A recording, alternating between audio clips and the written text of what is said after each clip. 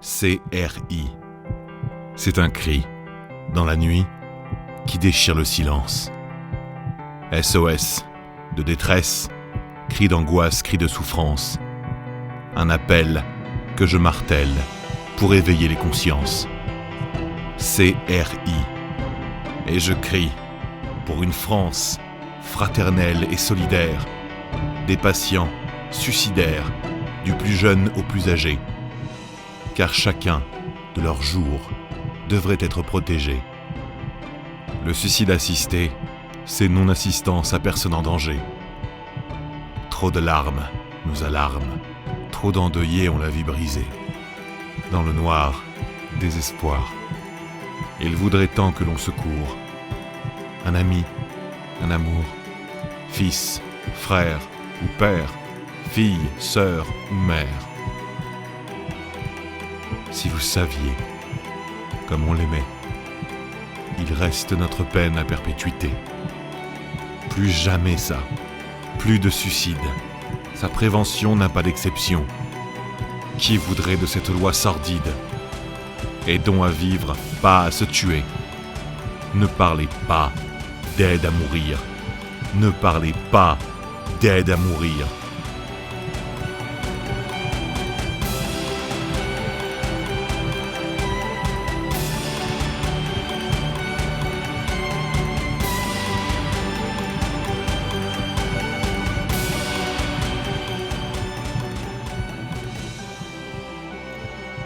CRI.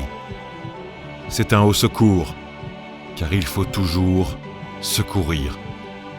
Apaiser, consoler, éviter de faire souffrir. Mais j'accuse, je récuse le piège de l'aide à mourir. CRI. C'est un cri d'effroi, car leur loi, c'est le suicide et l'homicide. Un cri de colère devant la misère, le deuil, le regret, l'abandon, le rejet. Un cri vibrant. Peut-on attendre d'un soignant qu'il donne la mort à son patient?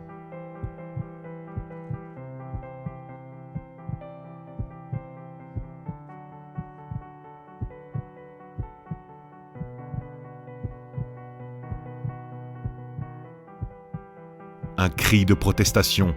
Ne ruinez pas la prévention. Soignez, prévenir, sans exception. Un cri de dénonciation, car fournir du poison ne sera jamais de la compassion. Le suicide assisté, c'est non-assistance à personne en danger. Trop de larmes nous alarment, trop d'endeuillés ont la vie brisée. Dans le noir, désespoir, il voudrait tant que l'on secourt un ami, un amour, fils, frère ou père, fille, sœur ou mère. Si vous saviez comme on l'aimait, il reste notre peine à perpétuité. Plus jamais ça, plus de suicide. Sa prévention n'a pas d'exception. Qui voudrait de cette loi sordide? Aidons à vivre, pas à se tuer. Ne parlez pas d'aide à mourir. Ne parlez pas d'aide à mourir. Ne parlez pas d'aide à mourir.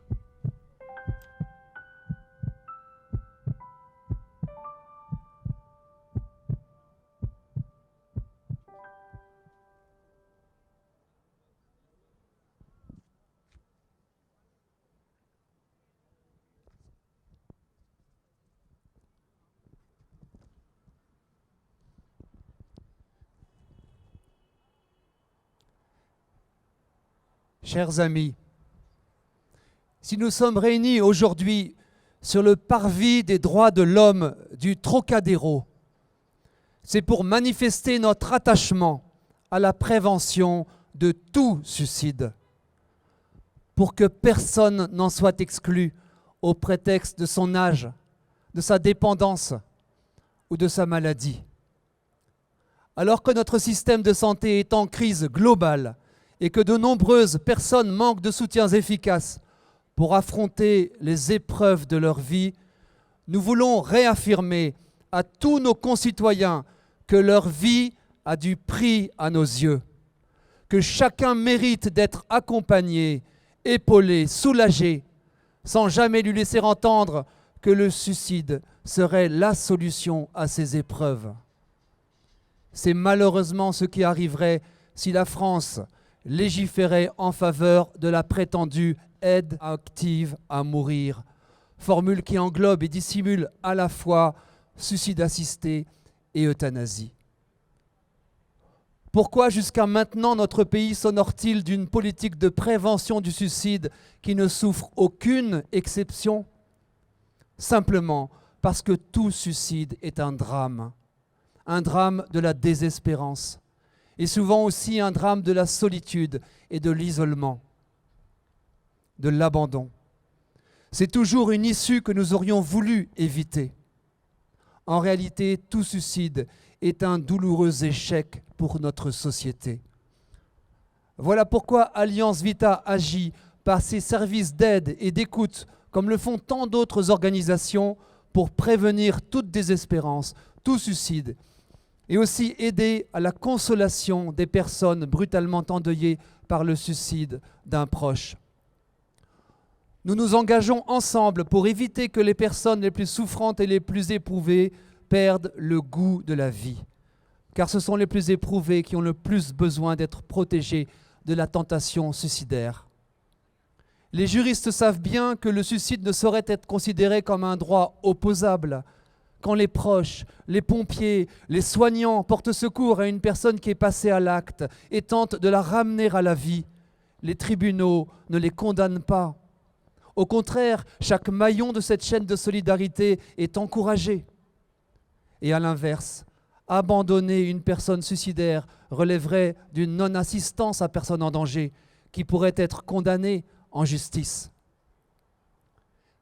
Et quand on parle du suicide comme d'une liberté pour les personnes malades ou dépendantes, il faut aussi revenir à la réalité, sans rien ignorer du poids des épreuves qu'elles endurent.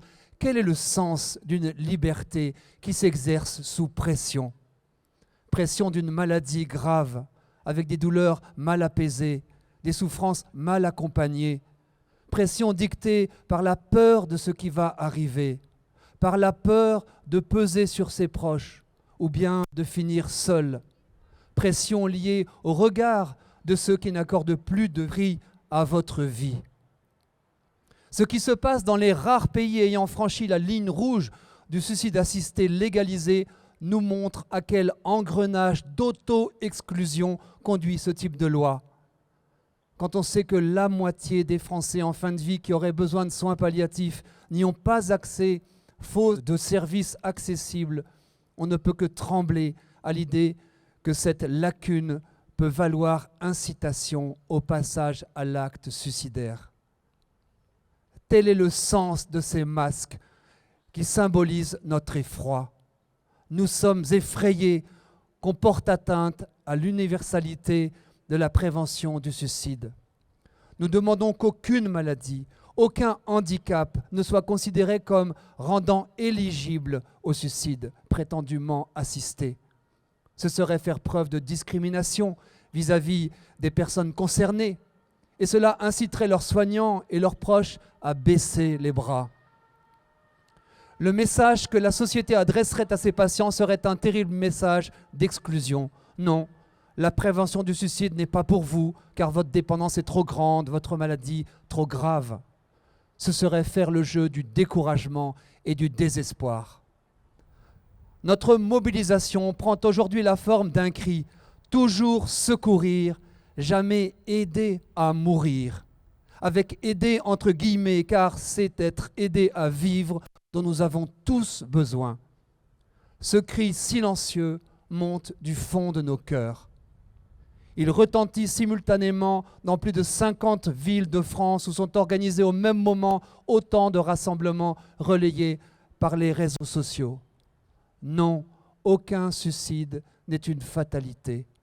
Oui, il y a bien d'autres moyens d'aider une personne éprouvée par la maladie ou la dépendance que de lui donner de quoi se suicider.